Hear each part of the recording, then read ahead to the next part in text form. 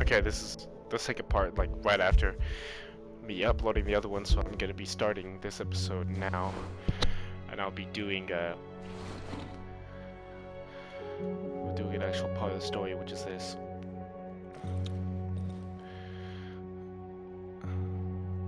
And what I was talking about before about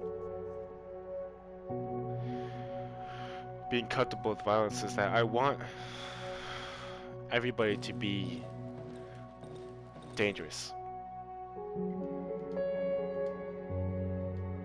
No, I don't want everybody to be dangerous. That doesn't make sense. I want everybody in my life who I consider valuable to be dangerous. I feel like everybody should carry a knife, and I've been convincing people to carry knives or something. But the thing is that it's easy to carry a knife and it's easy to carry pepper spray or a taser, but in a serious situation, it is really scary to pull out a knife or pepper spray, because with pepper spray you have to aim it and it could just block their eyes or something, and you could change the spray, but if you're panicking and you can't do it right, and not only that, but you have to get the pepper spray, which is usually on a keychain. You would have to get the pepper spray, you would have to take the safety lock off, and you have to spray while you're being attacked, because nobody expects to be attacked usually. Like, of course, I've talked to people who have expected to be attacked, and it was pretty dark, but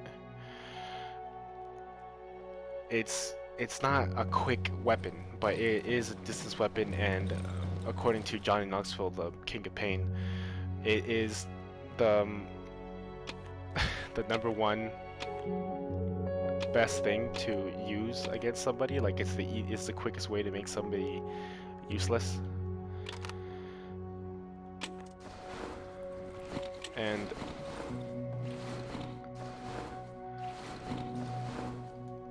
but with a knife, to use a knife as a weapon, it's not just like you pull out a knife and then you're safe. Like, for you to stab somebody, like, stabbing somebody is intimate. Like, I never done it, but I could imagine, like, to feel their skin move, just like when you're cutting just like meat on a table. It's like it's a really weird sensation to feel like in your hand. And a lot of people, I feel like a lot of the people I convinced to carry a knife don't have the heart to actually stab somebody to defend themselves. And the thing is that if they don't stab somebody and they end up being attacked, they could be kidnapped or hurt, or they could have something stolen from them, which is just a loss that people can't afford nowadays. Like, if my wallet got stolen and I didn't cancel my credit card, if my wallet and my phone got stolen and I couldn't cancel my credit card because there's no fucking payphones anymore, and I need to find somebody with a phone willing to fucking get me to call my credit card company's number that I can't memorize because the number is in my wallet, I would be fucked. But is it worth stabbing somebody over? Like, the thing is that when people do end up stabbing for self-defense, the blood on their hands like shocks them. Like, they're surprised at how warm it gets and how strange. Okay, wait.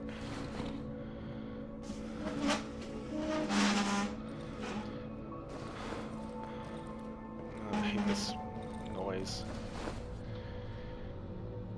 And they get surprised at how,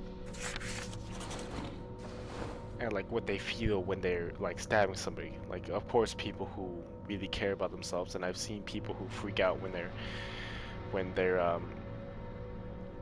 spooked. Like, if you go up behind my mother, I went up behind my mother in the supermarket when she didn't know I was there, and I grabbed her on the shoulder, and she freaked out. Because when you're in public and somebody touches you in the back, it is like a shock.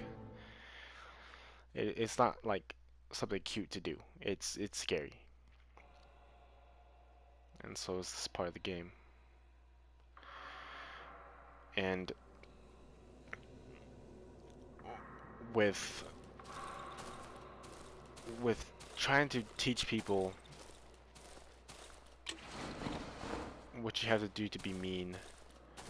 I mean, what you have to do to be safe, you'd have to teach them to be mean. And I mean like aggressive. Like if I attack, like there's nobody I could go up to who I don't expect to attack me back if I do enough damage to them, or at least fight back or something. A light bulb dimly lights the wet walls of the underground passage. The further part is shrouded in complete darkness, sending the light source to continue. Alright, that's fine.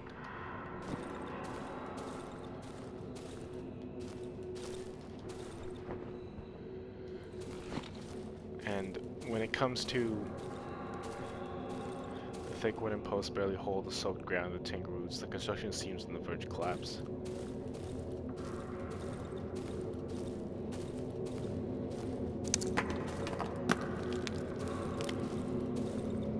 They didn't attack me.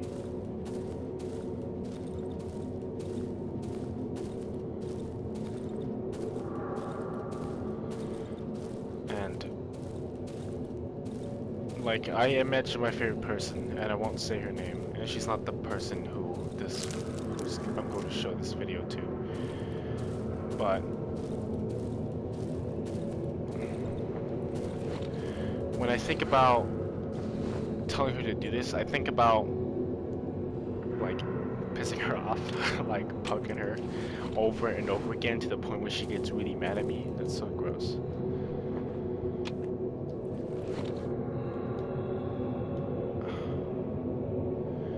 And I wanted to show her that if I didn't want to stop doing something, she would have to be really mean to get me to stop. Like, I'm not gonna try to prank her and like act like I'm forcing myself on her, because that would just be horrific, and I would hate myself for scaring her that badly. But I would want to show her that if I don't want to stop, I won't stop. That's how it is with everybody. Unless you make them stop, and that convinces them to want to stop, they won't. They won't stop doing it. And if it's an attack from a stranger at like a gas station or a car or fucking anything, it is. You have to be mean. You have to be like rabid. Like you have to attack like an ape. And like of course, like I know how to fight, but that doesn't mean I'm invincible. Obviously, because I could still get my ass kicked. If you bite me anywhere, I'll probably end up crying, because it really hurts getting fucking bit, and like it's like a pinch on the strongest part of the strongest muscle in your body, and it hurts. So if you bite me, and then when I scream, and then you just bite harder, or just like scratch my eyes, or I have testicles, so you could kick me in those, and I would be fucked. I would be ruined. But the thing is that if you're scared to attack, and you fight with the will that you have to fight, the will that you want to go to, like what's comfortable doing, you won't end up doing anything, because once you give up, I mean, like, nobody wants to stab somebody. That's not a good thing to want to do. Like, it's weird to stab somebody. So it's also weird to kick somebody. Also, you don't want to bite somebody. But if you're not willing to do that, you are less of a threat to an attacker. And I feel like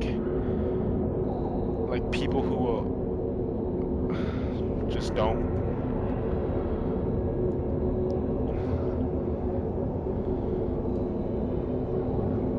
want to face how real the world can be sometimes don't understand what it's worth.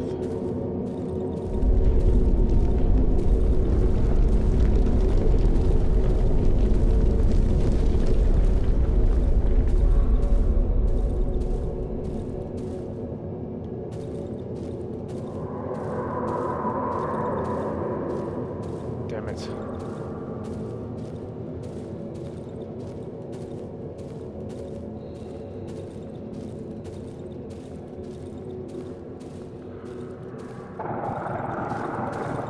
Shit.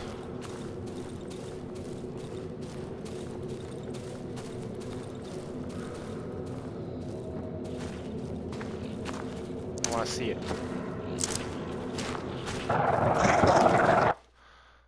Okay.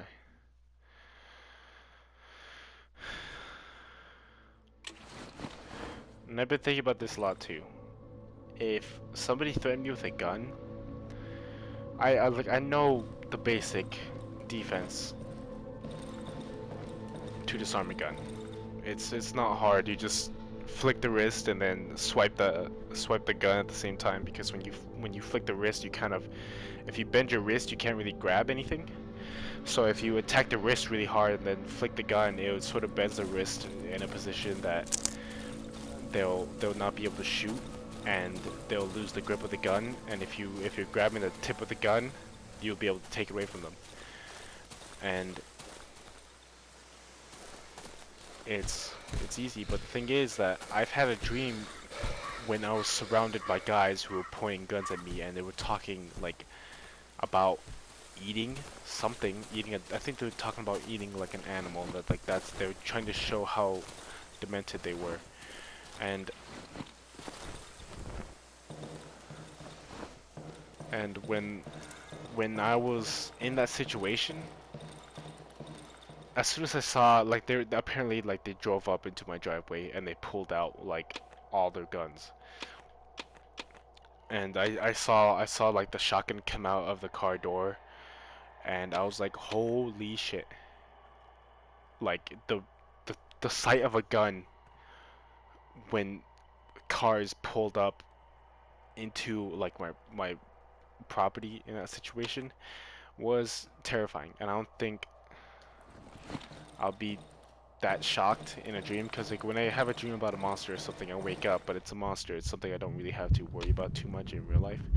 But a gun, I have to worry about guns in real life. People are becoming miserable, and the more miserable they are, the crazier people get. Like,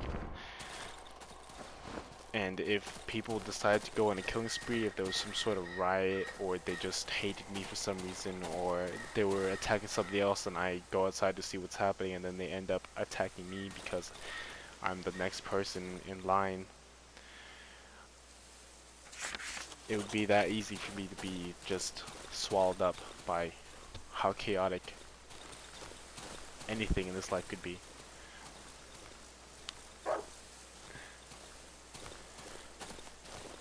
And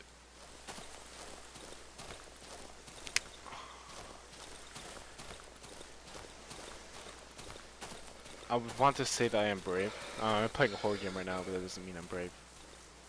But I'm pretty scared of getting stabbed. It's like my worst nightmare. Like, I feel like I'll be more safer if somebody points a gun at me and gets close to me, like in arm's length, than somebody having a knife in arm's length. Because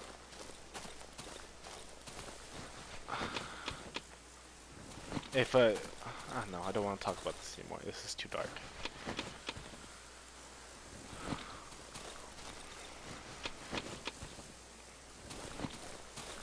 But one thing I was trying to say is that I would want everybody to consider themselves precious. Because I feel like once people start to value their own lives, the world would be better, because they would think about, like, one philosophy, or well, I don't know what to say, one thought that I had was that I didn't choose to be put in this body. Elk looking at me. Damn it. Elk and then elk looking at you is two very different threats, man. Leave me alone, please. Fuck, that scared me. Come on, dog. Please don't. I don't want to die from a fucking elk.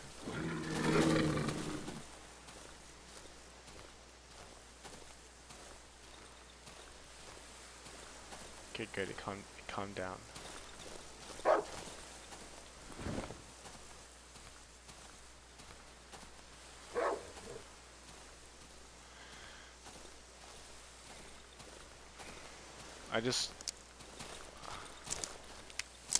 I want people to. I'm just not to talk about this stuff anymore. I'm gonna talk about things that are funny. At the supermarket, I was assigned at Walmart, not supermarket. At Walmart, I was assigned to take care of the. What the fuck is going on? Who's growling at me? I think my game is just glitching out hardcore.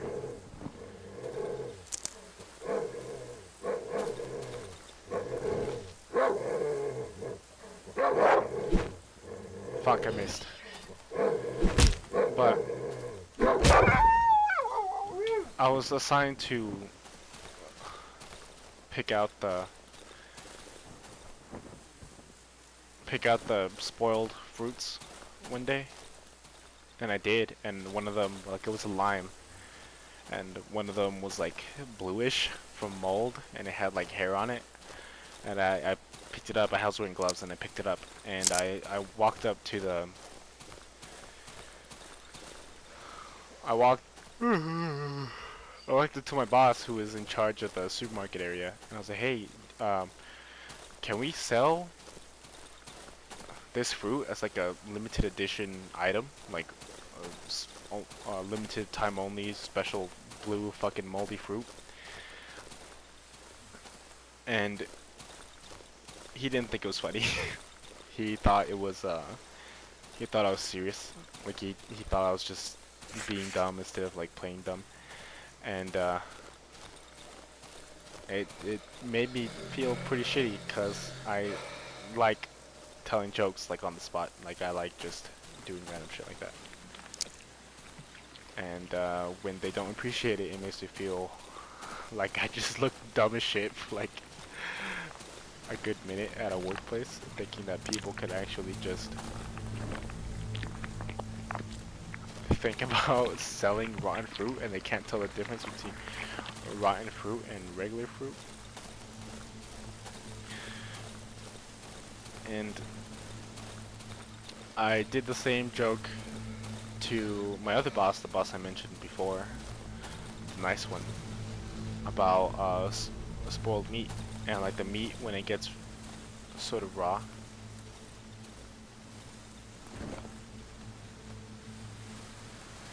It gets brown, and I said, oh, we could say this meat's like already cooked for you, and it's like, it's easier to cook because the brown, motherfucker, god damn it.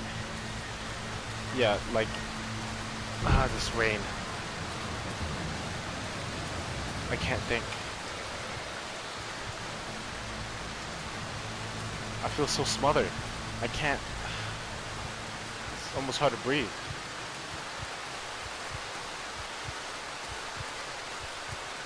I'm also almost fucking dead. But I told him that the meat was already cooked, and he said, like, I was like, oh, well, that means you can probably eat it for your lunch then. And not only did he get that I was making a joke, he appreciated he appreciated enough to, no, he has a good enough sense of humor to reply with another humorous comment. And since then, I've been the one to joke around with him. Like, there was another situation when, I don't know why, but I'm not racist, but Mexican kids always seem to be the loudest, unless they're crying, unless there are multiple kids of different races crying. Mexican kids seem to be the loudest kids. And there was this family with like a lot of Mexican kids running around, and they were being annoying, and I went up to my boss and asked him if I'm allowed to discipline the customer's kids. And he started laughing. Well, he didn't have a reply this time, but like, it was funny to hear that out of nowhere. Like, you hire somebody and then they go up to you and start asking if they're allowed to discipline the customer's kids.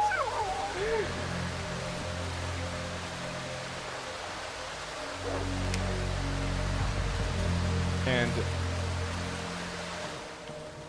you know, that was a good reaction, and I like saying that things. I like saying things that nobody expects, because I feel like being weird is, huh.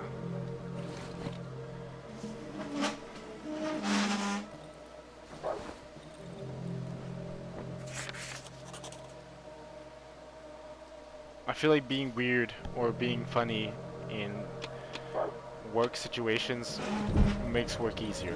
Like, when my coworkers are in a good mood and they're joking and being funny, it makes me want to be there more. It makes me miss certain personalities to be around. But then when people take jokes too seriously, it makes me avoid being who I am in the moment, because in the moment who I am is fucking goddamn elk. I'm not an elk. That's not what I was trying to say. I'm not sure if you saw the fucking elk at the bottom of the screen, but yeah. I like being who I am, and if I'm not allowed to be funny because people don't appreciate my sense of humor, or don't have a sense of humor, it makes me feel bad. Like, I'm not gonna tell them, like, hey dude, get a sense of humor, because that's not my business. I mean, I would like to give them a sense of humor, but I don't think it would be smart to go out of my way just to get somebody used to laughing. And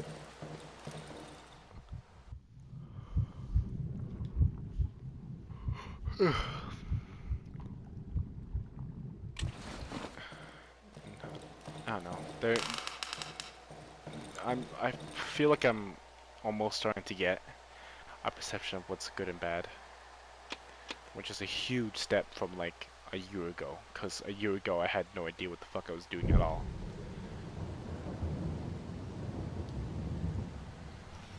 Like, I was so focused on moving everything to good and bad, and good and evil, and right and wrong, that I had no idea what anything was anymore. But like, when I'm starting to think about what makes, not just what makes me feel good, because a lot of things that make you feel good or bad, like, you know, heroin, the usual stuff like that. I mean, a lot of other stuff can make people happy too, but heroin's the first thing that comes to mind. And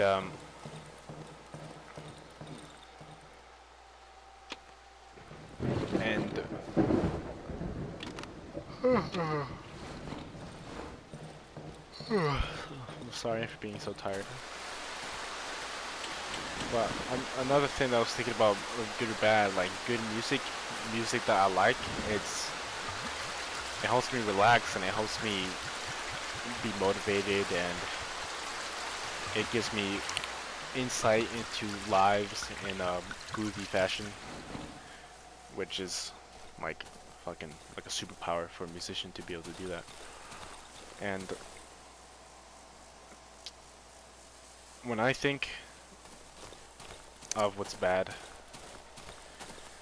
I usually think about the qualities in people that are animalistic, like the whole selfishness of like a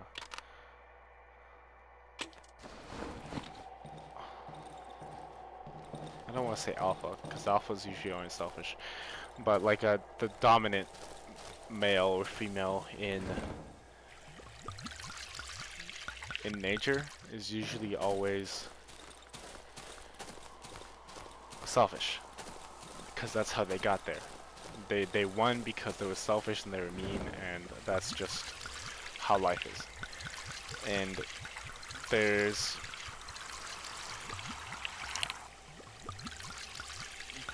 I have no idea how to categorize humans,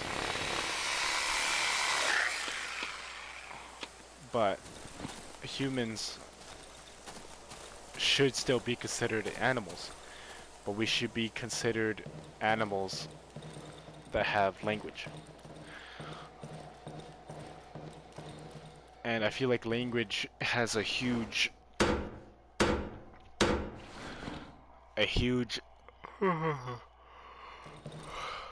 effect on consciousness. And when it comes to putting your emotions into words, it sort of expands.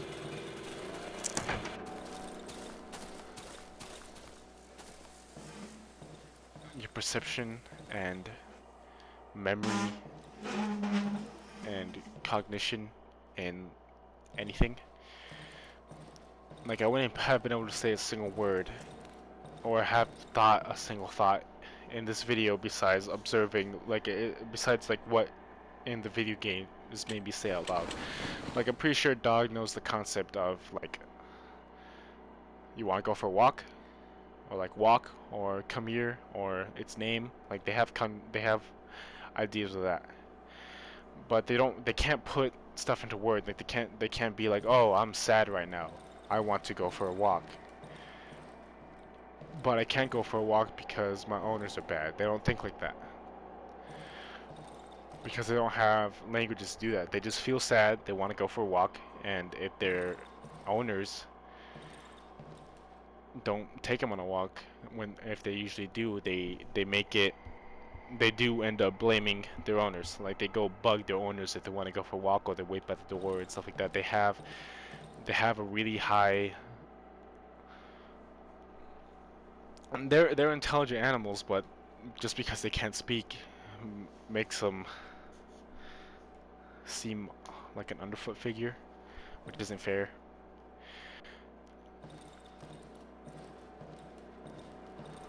Oh shit. And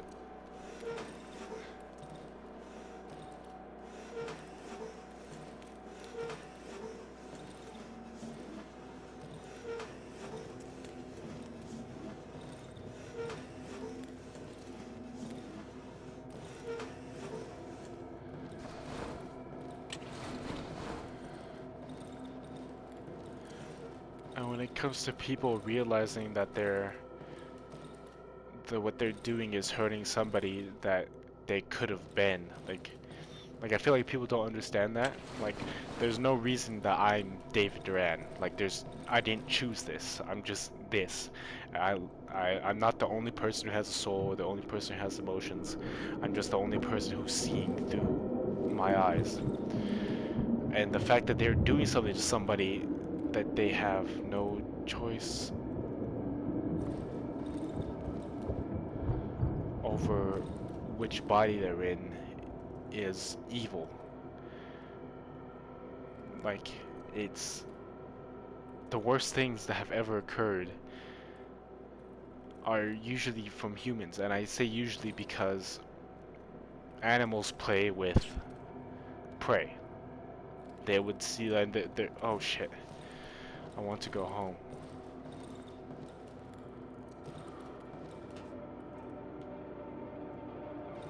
We need to get away from here.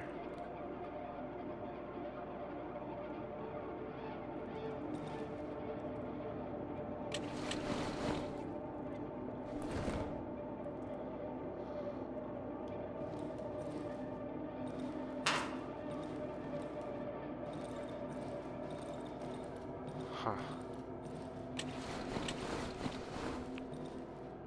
And evil exists in people just as much as they exist in animals. But the thing is that I don't think animals understand what they're doing. Like, they can't put it into a word.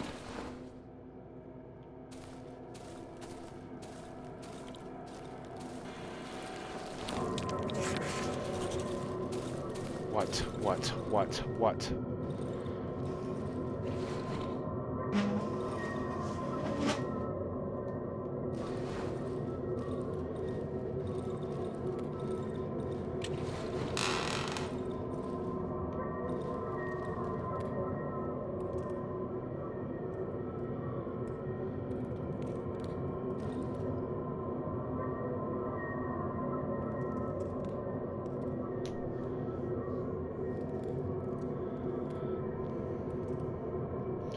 And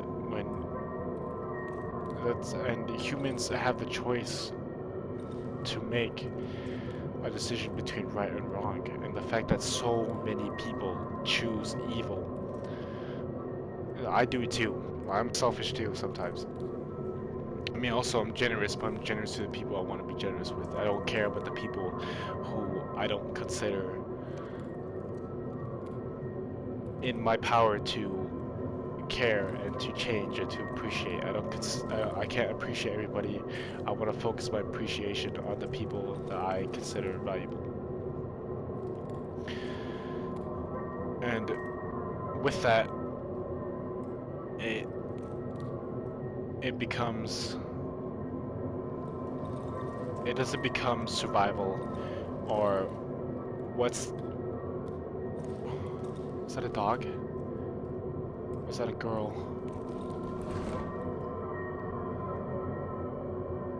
What the fuck did I just see?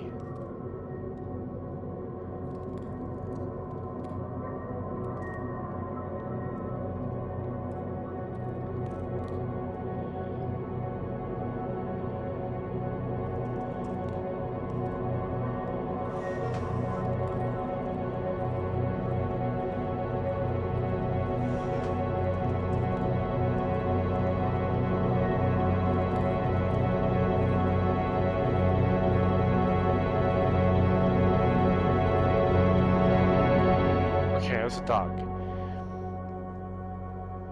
For a good while, I thought a girl walked in on all fours and the head was her hair draped over her body. But thankfully that wasn't the case, because that is fucking spooky as shit. But yeah, I'm tired of rambling, and I rambled on because I haven't talked to you in a while. And hearing this kind of stuff over text is just like what the fuck. I get texts like that too when people are going through something and they have a lot on their mind, and they send me this huge text of just like existential crisis and soul searching and right and wrong, and I'm just watching all this and I'm like, I can't do this on the spot. It's a text. The thing that I understand about text is that when you open it, that's when the conversation continues. Like if we were like in person and we were having conversation and not doing other things like working or watching something, it would be easy to have a conversation because that's what all the intention is. But when I'm at work or doing something and I send you a text about all the thoughts that are all the thoughts that I have in my head, and then you open them in like a break that you could have. It's not, and then you see all that, and then you have to decipher and try to see it from my point of view or something like that. Maybe I'm assuming a lot by saying that, but I feel like that's just what I think when I get a message like that. Like, when I'd have to see what they meant, because I can't ask a question without breaking the conversation more than a texting does anyway. And also, this is like my therapy session because I haven't been going to therapy in a while, and it's relieving. Even if nobody ends up hearing this, I think it gets everything out of my head, and playing a horror game makes me feel better about all of this.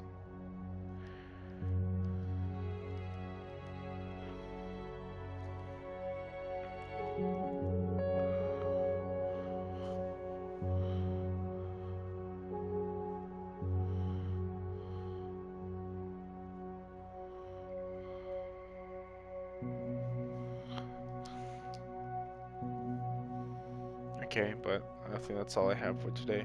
So I guess this would be goodbye. I don't know why I felt so sad. Why am I so sad now? Okay, but I'm tired. Goodbye.